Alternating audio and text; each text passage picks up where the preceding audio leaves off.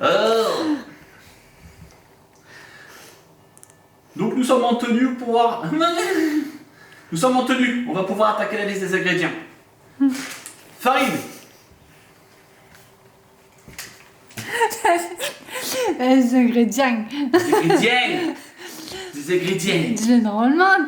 C'est des ingrédients, c'est pas des ingrédients. C'est évident. On est en Bretagne. Des ingrédients. Mais non. Des ingrédients. Des ingrédients. Des ingrédients. Pouvoir attaquer. On va pouvoir attaquer. On va pouvoir attaquer la liste des ingrédients. Ça va les ingrédients? Ça va. Mais il y a le reste qui va pas après. Oui. On va... T'as pas fait exprès? Non. On va pouvoir attaquer la liste des ingrédients. Allez, suivez-moi. Bonjour à vous tous, bonjour à vous toutes. Aujourd'hui, nous partons en Bretagne faire des crêpes au sarrasin. Farine, eau, sel, c'est tout. On va pouvoir attaquer la liste des aliments. Voilà, suivez-moi un petit peu, je vais vous montrer ici. Farine de sarrasin, moi je prends celle-ci. 530 ml d'eau, 250 g de farine, 2 pincées de sel, c'est tout.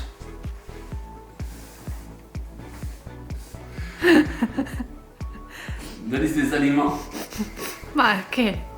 Alors qu'à savoir que nous allons faire 2 crêpes, donc 2 bonnes crêpes, donc j'ai divisé la recette par 2. Je prends 125 g de farine et 260 ml d'eau. J'ajoute une bonne pincée de sel, je verse mon eau.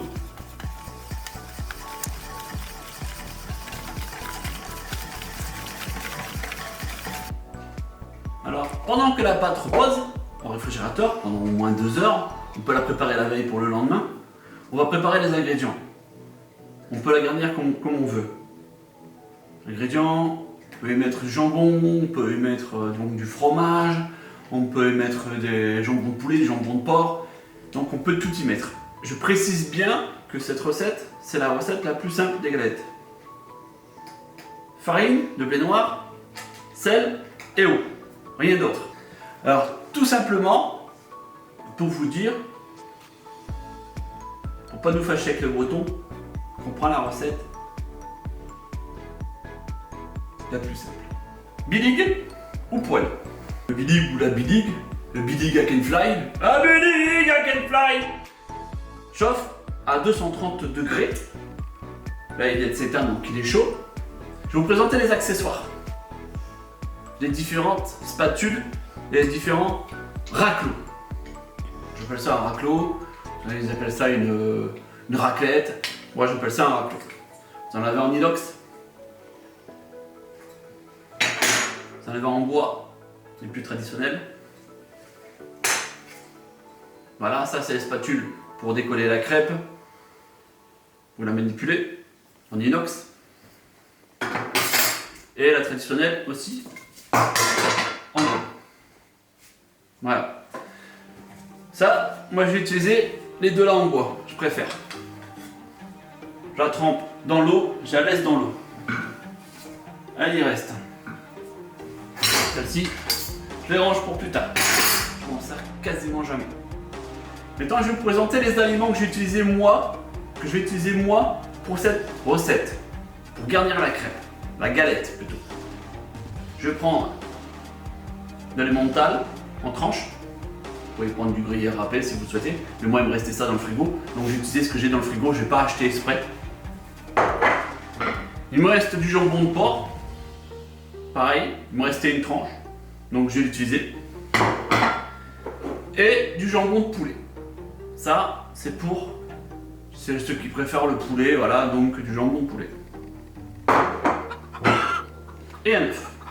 Si vous avez des œufs du jardin, sortis directement du cul de la poule, c'est encore meilleur. Moi, le bilig, je l'ai culotté. J'ai effectué un culottage pour avoir une meilleure protection anti-adhésive, on va dire. Le culottage, j'ai culotté quelques poils la dernière fois, hein, la vidéo est en bas. C'est la même chose, à part que vous répétez le geste plusieurs fois.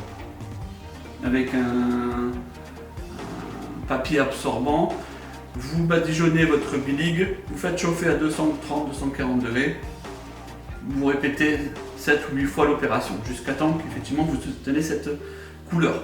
Voilà. Et ça va protéger naturellement votre bilig et vous allez avoir une surface moins adhérente, anti-adhésif on va dire, naturel. Plus que vous allez vous servir de votre bilig, moins il accrochera.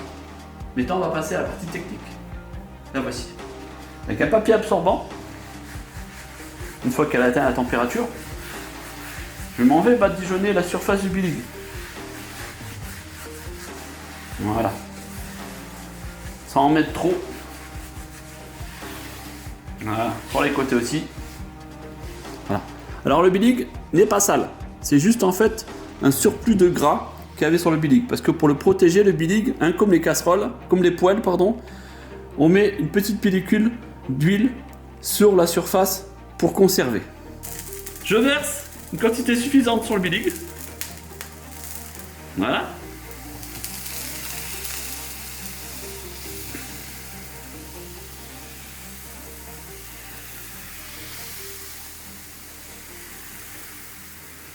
Alors je vais pas en faire une grosse.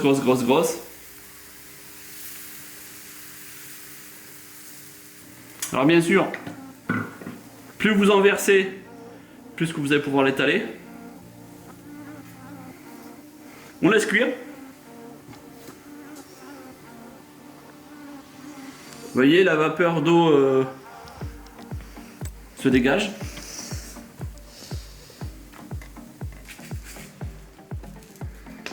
Hop, on la retourne. Emmental, un peu de thym, un peu de poivre.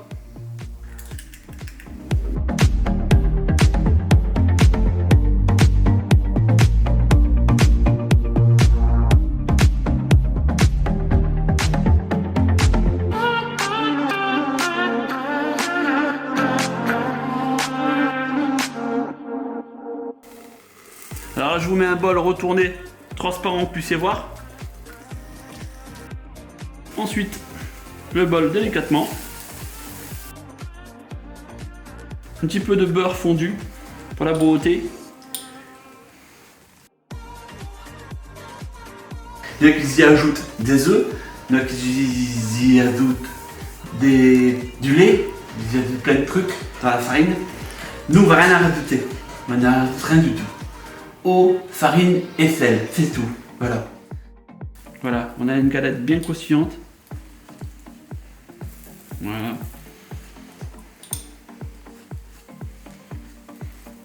Bien brillante, bien croustillante. Bien sûr, vous pouvez la faire plus grande.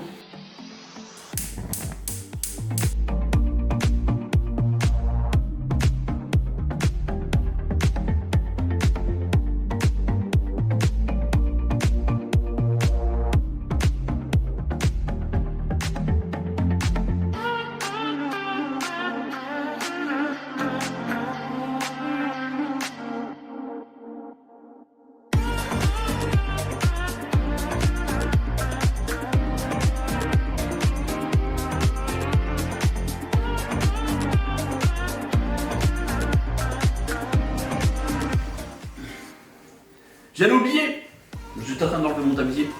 Vous pouvez les accompagner avec des salades, avec de la salade, des tomates, des légumes, ou avec des fruits fraîches faites maison, pour relier Bretagne et Hauts-de-France, nord de la France, Pas-de-Calais.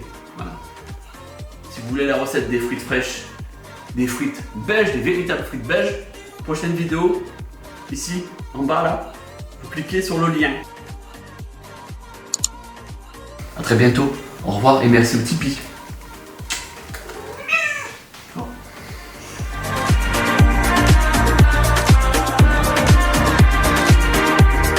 230 ml d'eau. 2 bonnes pincées de sel. 2 bonnes pincées de sel. 2 bonnes pincées de sel. Ah, c'est dur à dire, pincées de sel. 2 bonnes pincées de sel.